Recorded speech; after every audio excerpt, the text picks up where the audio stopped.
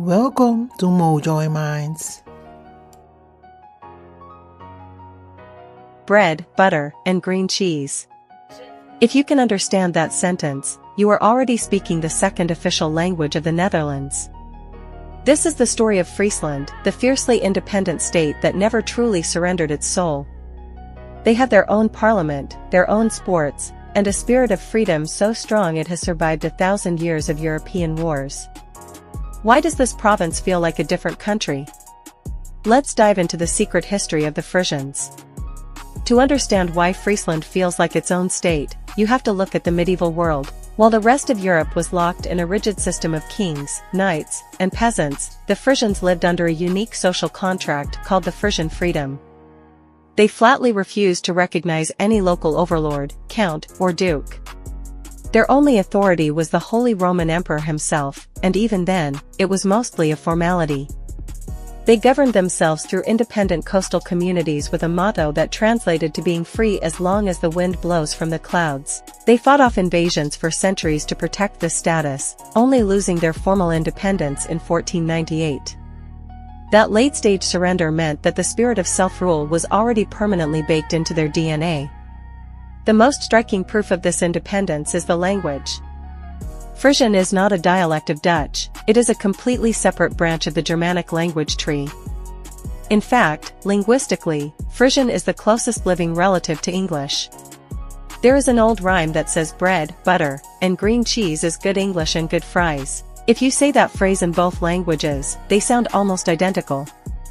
Today, Frisian is a protected, official language of the Netherlands.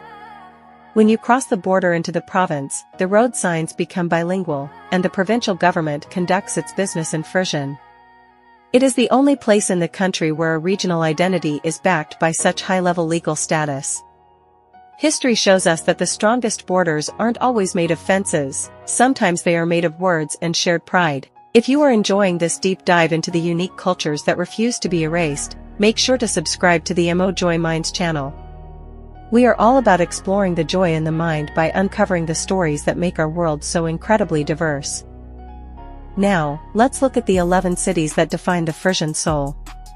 The heart of Frisian identity is tied to the Elfsteden Tocht, or the 11 Cities Tour. This is a 200-kilometer ice skating race that connects the 11 historic cities of the province. It can only happen in winters so cold that the natural canals freeze thick enough to hold tens of thousands of people safely.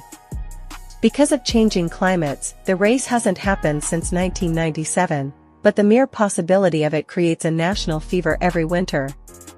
To the Frisians, these 11 cities aren't just towns, they are the pillars of their ancient republic. Even their flag, with its blue and white stripes and 7 red water lily leaves, represents the 7 sea lands of the historic Frisian Empire. Friesland stays distinct because it chooses to. The province officially uses its Frisian name, Friesland, for all government business. They have their own national anthem and unique sports like Fjelljeppen, which is a specialized form of canal pole vaulting. They have a political party that pushes for even more autonomy, making them the Texas of the Netherlands, fiercely proud and always identifying as Frisian first and Dutch second. They don't want to leave the Netherlands, but they want the world to know they are a country within a country. When you visit their capital, Leeuwarden, you aren't just in a different province, you are in a land that has spent 1,000 years proving it belongs to no one but itself. Garantangi. Till the next video.